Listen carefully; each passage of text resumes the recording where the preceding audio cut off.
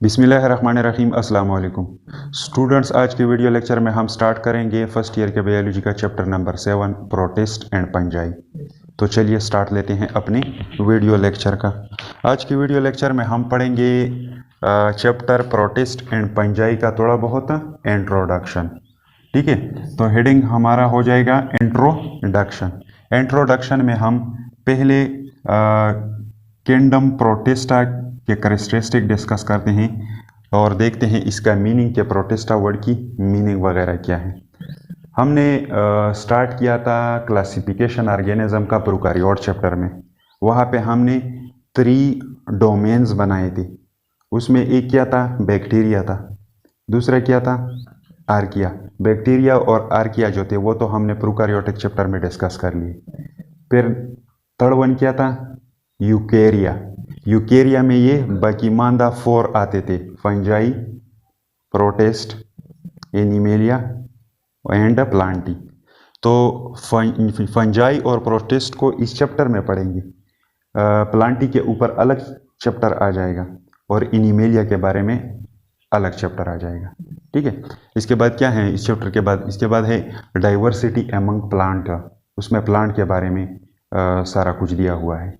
बाद में diversity among animal है, उसमें एनिमल्स के बारे में डिटेल दिया हुआ है।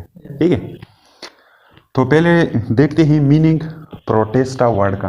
तो प्रोटिस्टा वर्ड जो है ये ग्रीक वर्ड है और इसकी मीनिंग है वेरी फर्स्ट, सबसे पहले या बहुत पहले या सबसे अव्वल, आप लोग ऐसा कहें। यह नाम इसको इसलिए दिया गया है क्योंकि साइंटिस्ट जो है उनका ये बिलीव है कि दुनिया में सबसे पहले जो यूकारियोटिक ऑर्गेनिज्म आए थे वो इसी किंगडम वाले थे।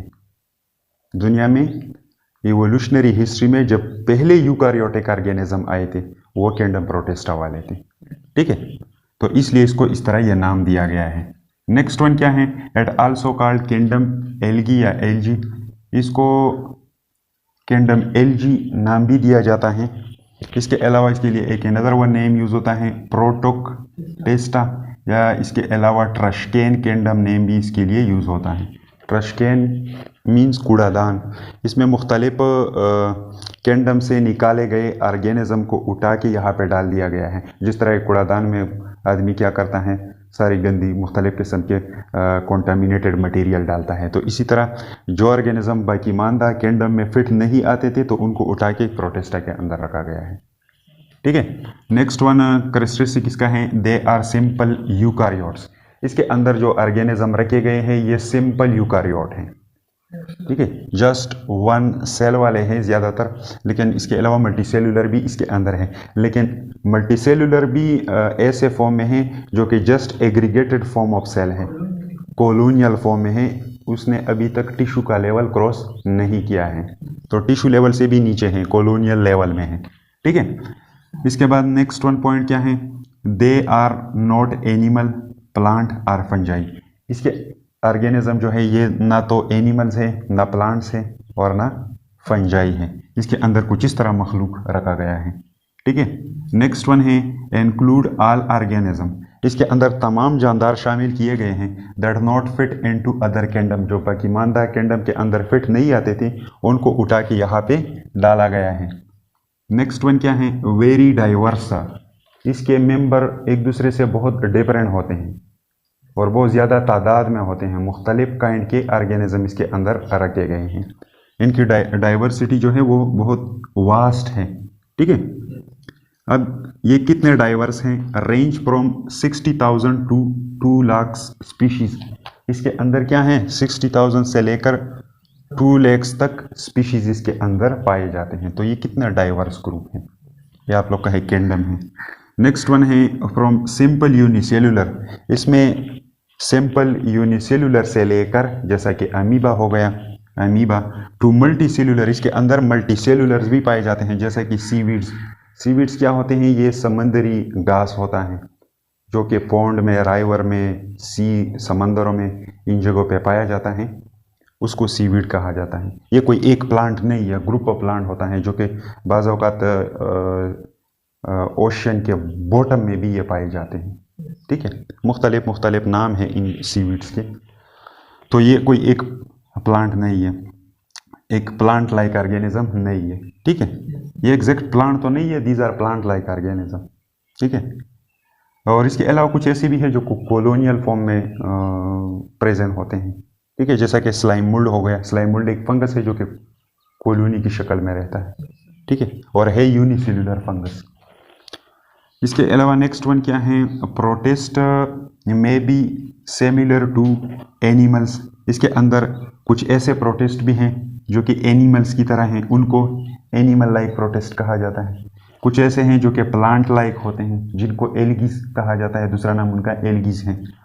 और इसके अलावा इसके अंदर ऐसे भी हैं जो कि फंजाई लाइक हैं, जैसा कि वो मेक्सोमाइकोटा एंड ओमाइकोटा वाली स्पीशीज जो है, इन दो ग्रुपों की स्पीशीज जो हैं वो फंजाई से उठा के यहाँ पे डाल दिए गए हैं, लेकिन वो एग्जैक्ट फंजाई की तरह नहीं है, ठीक है, इसलिए वहाँ से उठा के यहाँ पे डाल दिए गए हैं। इसके अलावा नेक्स्ट वन क्या है, protist have ecological and economic roles. Protist जो है इनका इकोलॉजिकल एनवायरमेंटल रोल भी होता है और इकोनॉमिक रोल भी होता है। इकोलॉजिकल मीन्स कुछ ऐसे प्रोटिस्ट भी हैं जो कि act as a food for the aquatic animal, समंदर में ये प्रोटिस्ट वगैरह पाए जाते हैं। इसके अलावा तो वहाँ भी ये क्या करते हैं, एज अ चारे के तौर पे दूसरे ऑर्गेनिज्म भी इनको इस्तेमाल करते हैं। तो इकोलॉजी एनवायरमेंटल रोल इसका हो गया। इसके अलावा प्लांट लाइक प्रोटिस्ट जो हैं ये तो फोटोसिंथेटिक होते हैं, ये ऑक्सीजन का भी प्रोडक्शन करते हैं, तो ये हो गया सेकंड इकोलॉजिकल रोल। इसके अलावा इसके अंदर कुछ ऐसे भी हैं जो कि डेड ऑर्गेनिक मैटर को खाते हैं, माहौल को क्या करते हैं, एनवायरनमेंट को साफ करते हैं, तो ये भी इनका इकोलॉजिकल रोल हो गया, ठीक है। और इकोनॉमिक माशी तौर पे इनका क्या रोल होता है, माशी तौर पे प्रोटिस्ट के ऐसे मेंबर्स हैं जिनके अंदर बायोएक्टिव कंपाउंड्स मौजूद होते हैं जिनको एज अ मेडिसिन के तौर पे यूज़ किया जा सकता है, ठीक है, तो इसका इकोनॉमिक रोल भी होता है, ठीक है। और बहुत सारे ऐसे प्रोटिस्ट भी हैं जिनको एज अ फूड के तौर पे भी इस्तेमाल किया जा सकता है, ठीक है। तो यह हो गया इकोनॉमिक रोल। इसके अलावा नेक्स्ट वन है साइंटिस्ट बिलीव दैट, साइंसदानों का ये यकीन है that they evolve from prokaryotes, कि ये प्रोटिस्ट जो है ये इवोल्व हो चुके हैं किस चीज़ से, प्रोकारियोट से। पहले इस दुनिया में बैक्टीरिया और आर्किया आए थे, उनमें आहिस्ता आहिस्ता क्या हो गया, इवोल्यूशन हो गया, उससे फर्स्ट यूकारियोटिक बन गए, यूकारियोट्स बन गए, मतलब ये प्रोटिस्टा किंगडम वाले। और उसके बाद क्या, इससे फिर मज़ीद इवोल्यूशन जब हुआ तो प्लांटी आ गए, प्लांटी वाले मेंबर, एनिमेलिया वाले और फंजाई या ट्रू फंजाई वाले मेंबर आ गए, ठीक है। नेक्स्ट वन है एंडोसिम्बियोसिस। बुक में दिया गया है कि इनमें एंडोसिम्बियोसिस का फेनोमेना भी हो चुका है। एंडो कहा जाता है इनसाइड को, और सिम्बियोसिस मीन्स लिविंग टुगेदर, इकट्ठे रहना। एंडोसिम्बियोसिस, यहाँ पे मैंने स्पेलिंग में मिस्टेक कर दिया है, एंडोसिम्बियोसिस, ठीक है।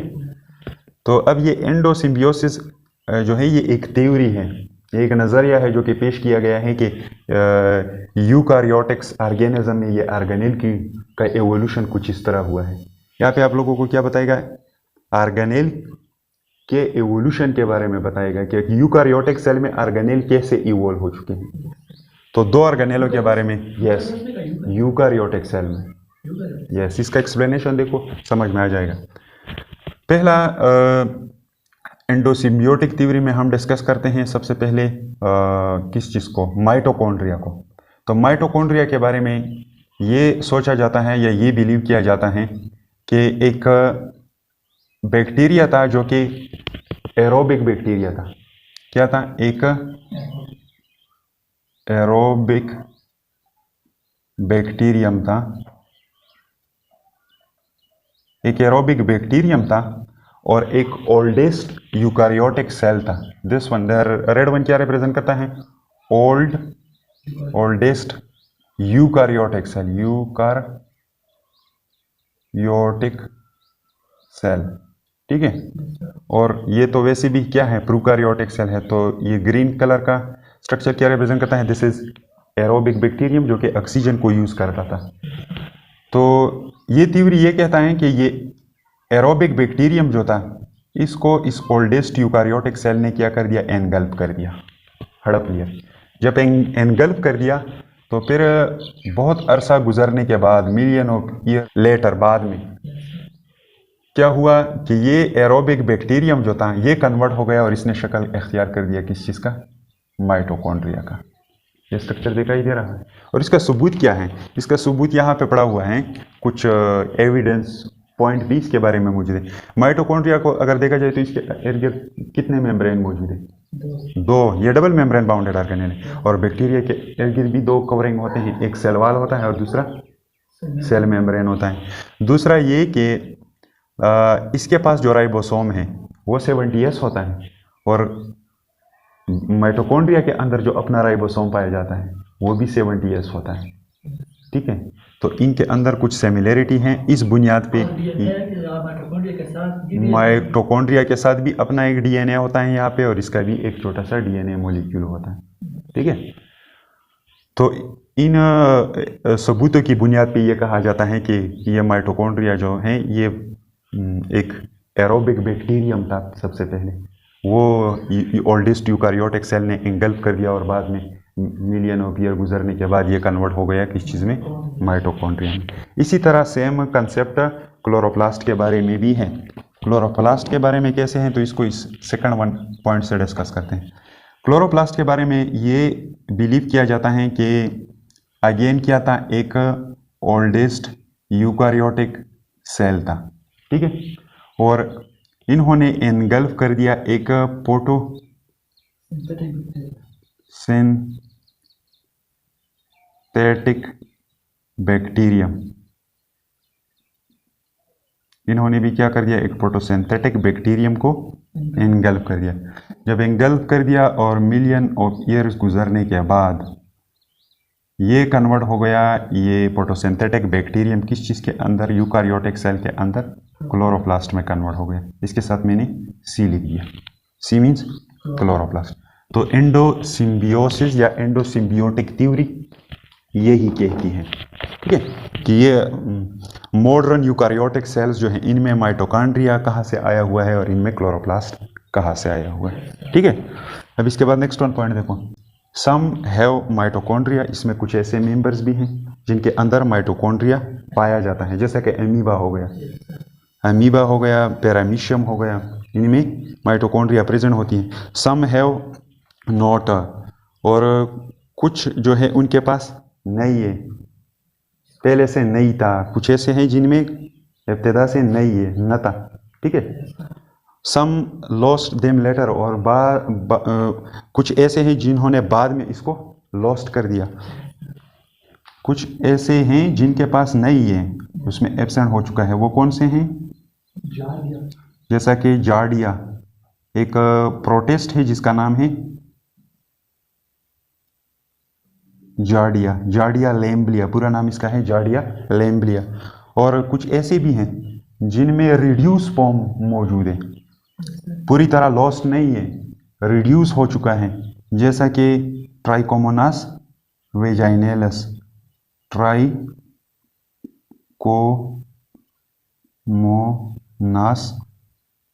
वेजाइनेलस। ये एक प्रोटिस्ट है जिसमें रिड्यूस फॉर्म ऑफ माइटोकॉन्ड्रिया मौजूद है। और ये रिड्यूस फॉर्म ऑफ माइटोकॉन्ड्रिया है जो है इसको कहा जाता है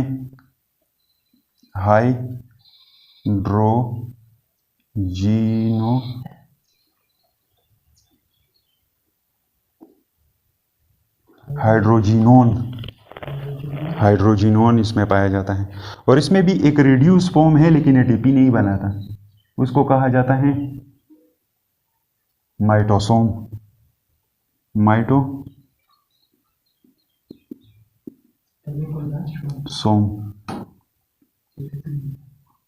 ये एटीपी प्रोडक्शन में हेल्प नहीं करता। एक प्रोटीन होता है जिसको कहा जाता है सल्फर, आयरन सल्फर प्रोटीन, उसको असेंबल करने में क्या करता है, इस माइटोसोम का रोल होता है। और ये रिड्यूस फॉर्म ऑफ माइटोकॉन्ड्रिया है, ये एटीपी एनर्जी का फॉर्मेशन नहीं करता, और वो हाइड्रोजिनोन जो है वो कर लेता है एटीपी सिंथेसिस। ठीक है, इसके बाद नेक्स्ट वन है by breakdown of dead organic matter. Dead organic matter भी कुछ प्रोटिस्ट जो हैं वो ब्रेकडाउन करते हैं ऑर्गेनिक मैटर को भी ब्रेक डाउन कर देते हैं, और इसी तरह run of nutrients and ecosystem, और इकोसिस्टम को के अंदर न्यूट्रेंट्स को रन कर देते हैं। ऑर्गेनिज्म के बॉडी से सॉइल में चला गया, सॉइल से फिर ऑर्गेनिज्म के बॉडी में जाएगा, ऑर्गेनिज्म फिर मरेगा, और इसी तरह ये साइकिल कंटिन्यू होता रहेगा। Some are photosynthetic have chloroplast, वो हमने ऊपर डिस्कस कर लिया। इसमें कुछ ऐसे मेंबर भी है जो कि फोटोसिंथेटिक है, जैसा कि एलजी वाले मेंबर हो गए। इसके अलावा सम आर हेटेरोट्रॉप्स, कुछ ऐसे भी हैं जो कि हेटेरोट्रॉप्स होते हैं, अपना खुराक खुद तैयार नहीं कर सकते, जैसा कि majority plant like animal like protist हो गए। एंड मेक्सोट्रॉप्स, कुछ ऐसे भी हैं जो कि मेक्सोट्रॉप्स हैं। ऑटोट्रॉप्स भी हैं बास टाइम, और बास टाइम हेटेरोट्रॉप्स होते हैं, जैसा कि यूग्लिना जब डार्क में होता है तो हेटेरोट्रॉपिक इन नेचर होता है, और जब लाइट की रोशनी की मौजूदगी में हो तो फिर क्या होता है, ऑटोट्रॉप होता है, फोटोसिंथेटिक। इसके अलावा protist have doubtful ancestry, protist जो हैं इनका एंसेस्ट्री मशकूक है, इसके आबा व अजदाद मशकूक है।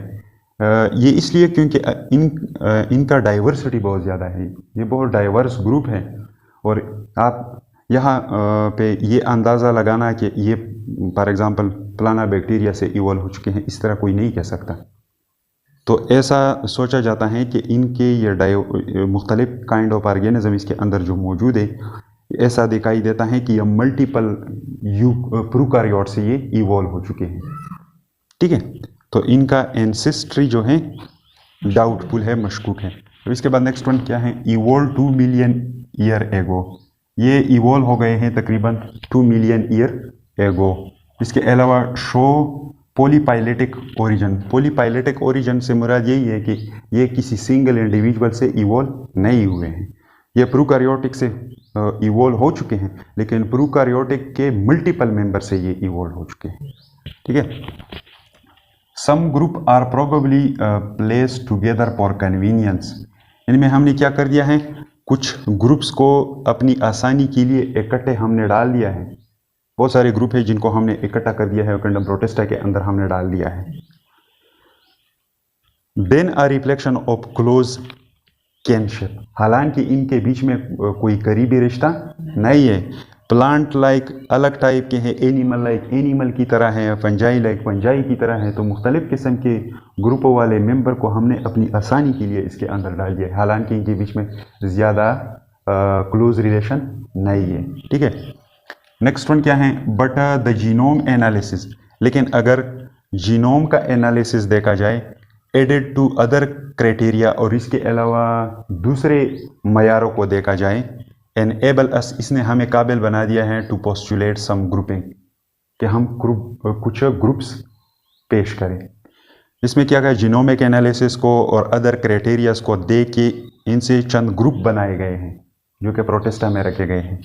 और वो कौन कौन से हैं, इसमें फर्स्ट वन है एनिमल लाइक प्रोटिस्ट, एक ग्रुप है जिसको कहा जाता है, या एक पूरा फाइलम है जिसको कहा जाता है प्रोटोजोआ, इनवर्टेब्रेट के अंदर। इनवर्टेब्रेट से हमने ये सिंपल यूकारियोटिक यूनिसेलुलर ऑर्गेनिज्म जो है प्रोटोजोआ वाले, इसको हमने वहाँ से उठा के यहाँ पे प्रोटिस्टा के अंदर इंक्लूड किया हुआ है।